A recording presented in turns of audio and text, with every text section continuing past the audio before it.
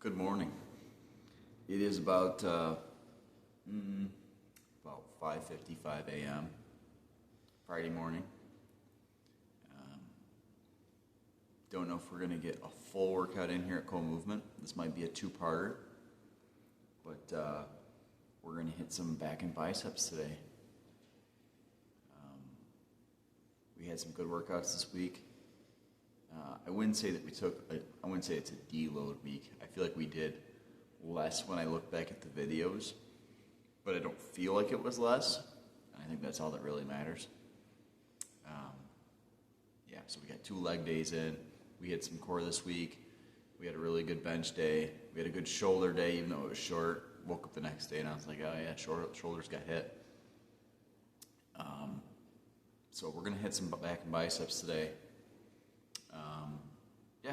So let's get into it.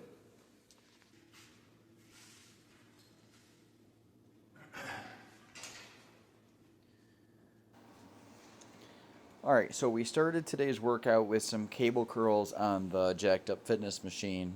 Cable curls, we have the 25-pound plates on each, so it's about 35 on each side.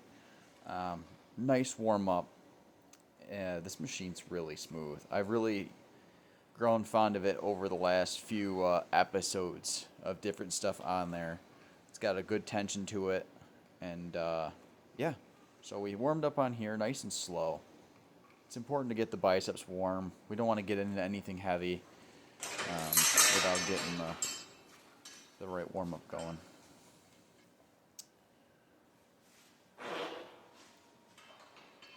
And the one thing I'm really focusing on when I'm doing these is I'm squeezing at the top, I'm coming down slow, and if you watch closely, you'll see the handle in my hands at the bottom. I like to let it roll all the way to the bottom of my fingers. It's a little cheat code. Gives a little bit more leverage towards the joint of the bicep that's close to the elbow, right in the front. Gives a little more tension there. And I think you get a pump a little bit faster too. So, little, maybe it's just my thing, but I think it's a little bit of a cheat code there. So, we hop over here.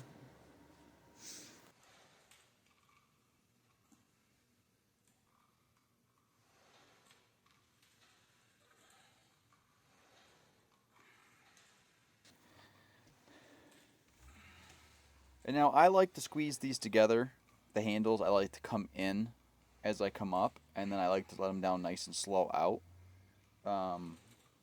Later in the video, you'll see we'll do a little bit of the opposite. We'll have a little bit wider of a grip on a straight bar on this machine, and that will be more out wide on the way up and more in on the way down.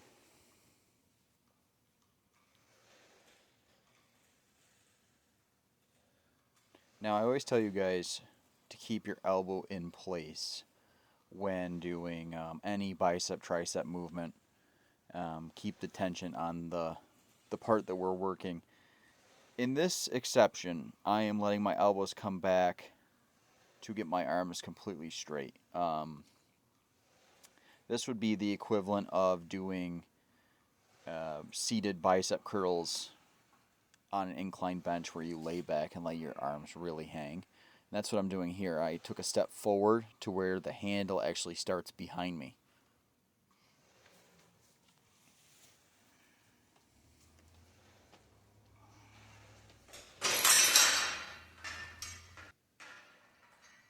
Okay, and here we jumped up to a 45-pound plate, which is about 55 pounds on each arm.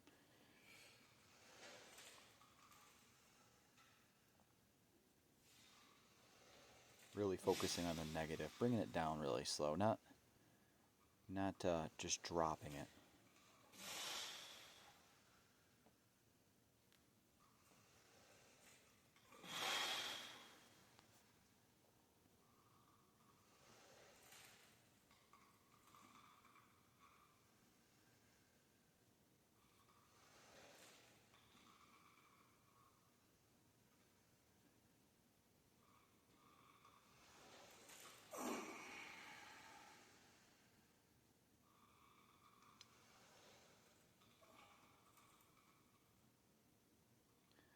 squeezing those handles, and like I said, we're letting that down nice and slow. Okay, we got another set of these in. Generally, when I do a back and bicep day, you'll see me start with back first. I tried to mix that up. You got to remember, the first muscle that you hit in sequence of a dual muscle day, like a back and biceps, a chest and triceps, the most effort that you're giving is going to be on whatever you pick first. I don't care who says what, but you're not going to be able to give biceps 100% if you work them when you did back. And you're not going to be able to hit back 100% if you hit biceps first. It just doesn't work that way. It's the same thing on chest and tricep day. If you hammer triceps, your bench and your press movements are going to suffer. This is, I'm sure everybody's gym has like a rope or cable extensions. Love to put them on this machine and do some slow hammer curls with them. I usually don't do a ton of them.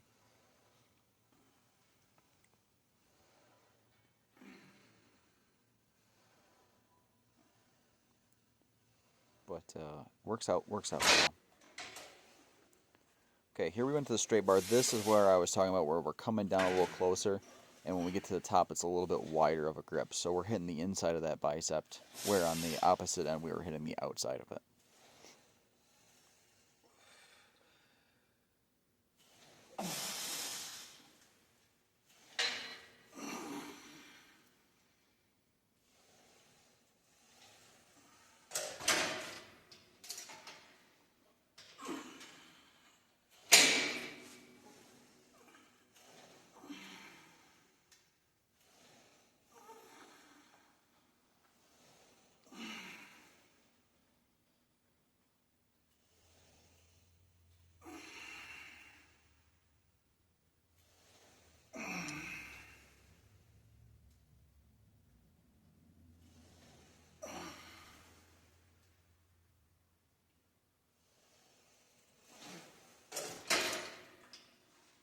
Okay.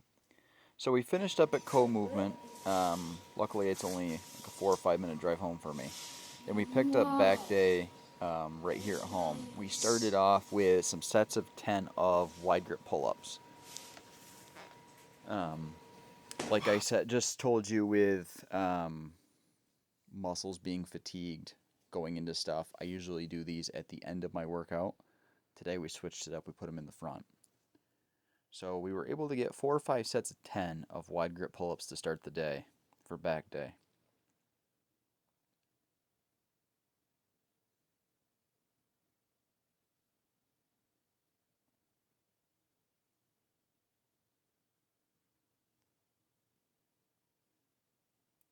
Don't skip your pull-ups, even if you gotta do assisted ones.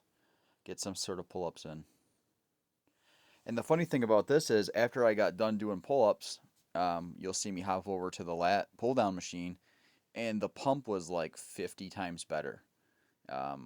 Sometimes pre-exhausting in a different exercise that you don't generally start with is a good way to start. So.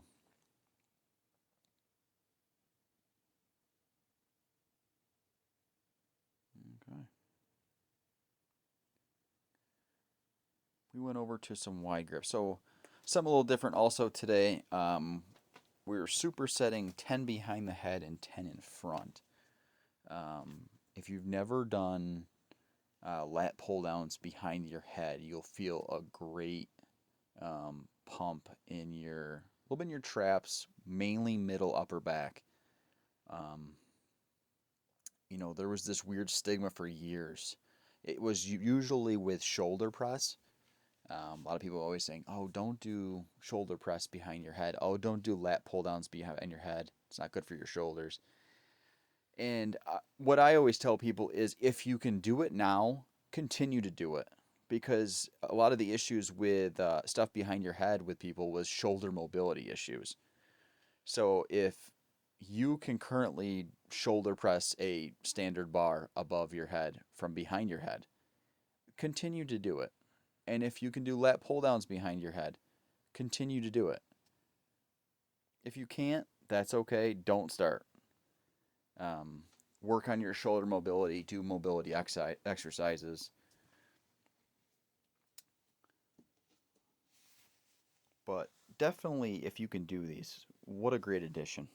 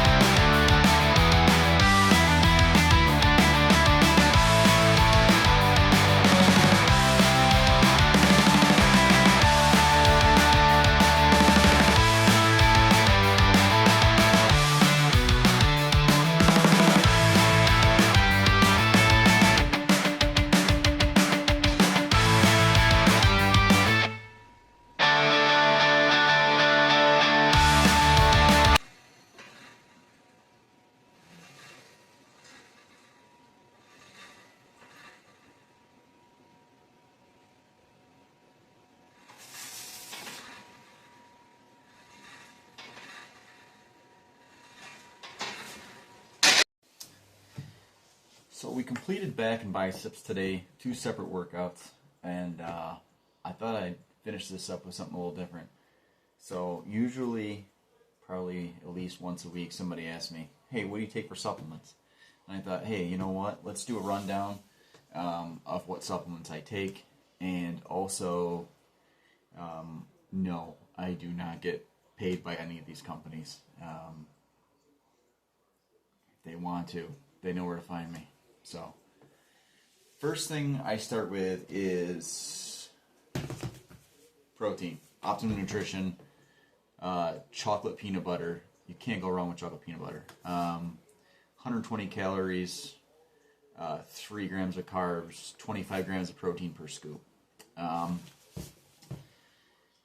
This goes good in a bulk and in a cut. Generally, if I'm not looking to cut weight whatsoever, I'll put it in whole milk. And then if I am looking to cut, I'll put it in almond milk. I never thought there'd be a use for almond milk. Never thought I'd see the day. But if you buy like the unsweetened vanilla almond milk, it's I think it's like 1 carb or something like that. It's like 25 calories, and it's super watery, as you can expect. But it goes perfect with a protein shake. It's just the right thickness. So that's the only time you're ever going to hear me plug almond milk. But if you are going into a calorie deficit and you need something that is a little easier to take protein powder with than water, almond milk, the unsweetened one. So that's the first thing. And then if I get bored with the chocolate peanut butter protein, I will generally go to the cinnamon cereal, dimetized, ISO 100. This company is great if you haven't looked into their different protein flavors. This is cinnamon cereal. There's a Fruity Pebble one. There's a Cocoa Puff one. And I know you're probably thinking, like, who cares about the flavors? Well, I always had the theory that if you don't like the taste of something, you're not going to drink it over time. And that's why I think they're winning with their proteins.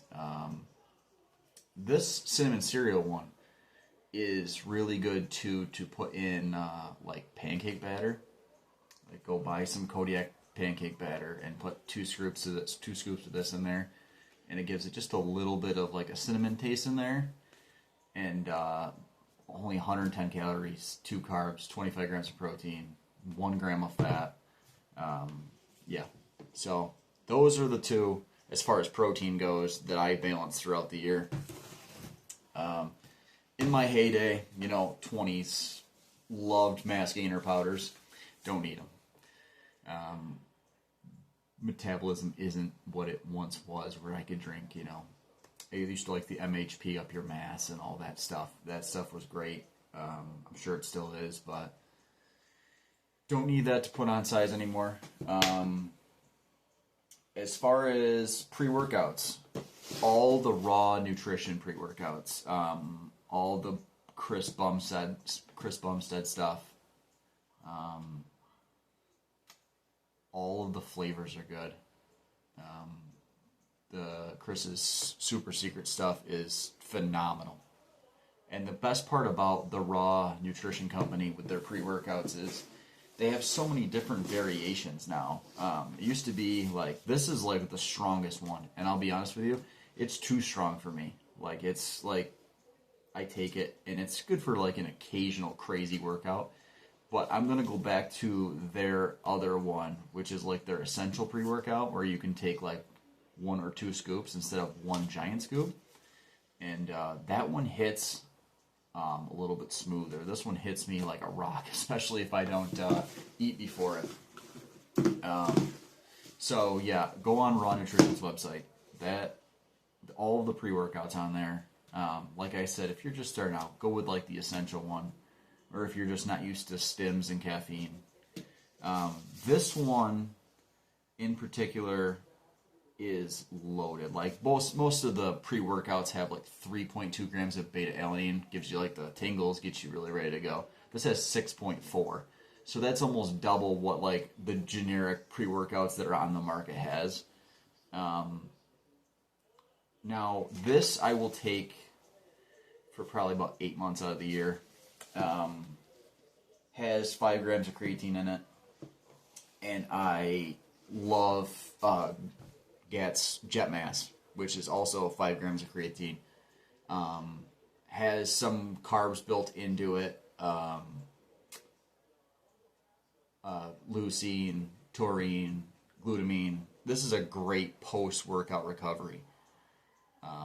So I take these two together, which comes out to about 10 grams of creatine for about 7 or 8 months out of the year. And then when we get to like April, I will put the Jet Mass away until September, because I like to lean out like 10 to 15 pounds. And then I will go over to, I'll take Raw Nutrition's EAA Plus, their hydration recovery drink, and we'll switch over to the HCl creatine. Usually BodyTech. BodyTech has a pretty good one. I'm sure you've seen the other one that's at Walmart, which is like Concrete. It's like CONCRETE or something like that, and it's like hyphenated. That one's really good as well. I can't see the difference between the two. The reason I have the BodyTech one right now, they had buy one get one free.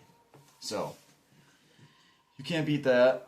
Also, as far as supplements go, I know most people that see, like, they'll look this stuff up after and they're going to go, oh my God, it's like $30 a container, $40 a container. Supplements is one of those things where keep an eye on them. I mean, you can get some really crazy deals with supplements. If you can get to the point of the year where stuff is buy one, get one free, I mean, you could buy a year's worth for half a year price. I bought the Jet Mass on clearance. Buy one, get one free was $30. You get 2 of them. And now it's like $39 for one of them. So I got it at like $15 a piece. So you can't beat that.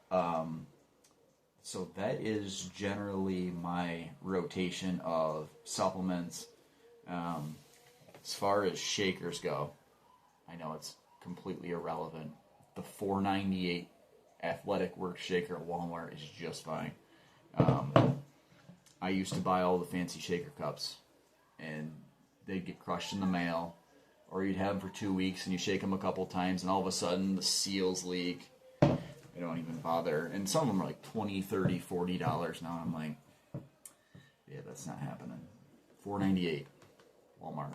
So that is a supplement rundown. Like I said, I would lean Raw Nutrition for pre-workouts. There's just because there's so many different options. There's so many different levels based on where you're at workout-wise. Creatine monohydrate, It's in jet mass, or you can buy just the regular creatine monohydrate. You can put it in your tea, your coffee, and do your research with creatine. The studies that have come out recently are amazing. Old people, young people. There's people in nursing homes now that are taking like 1-2 grams of creatine that doctors are saying that it's okay now because it's the way that they're keeping their muscle mass. So, creatine. And we used to, remember when creatine came out, it had like a stigma. Remember, it was, it's going to shut your kidneys down, your body makes enough creatine.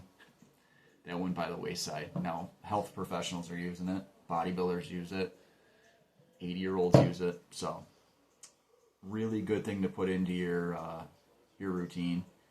And and the other thing is, if you don't like protein shakes, like I said with the pancakes, there's so many different options of the way you can consume protein powder. Look it up, Google it. I like to make the protein pancakes. It goes good in oatmeal. The cinnamon cereal one, even if you eat like a bowl of like frosted mini wheats and you sprinkle some of it on there, it's delicious. So, hope you guys like the rundown. If you have any supplement questions or anything that you see and you're like, hey, have you tried this? I probably have. It's been 20 years of testing and trying out everything that comes out under the sun. So, all right. Have a good day, guys.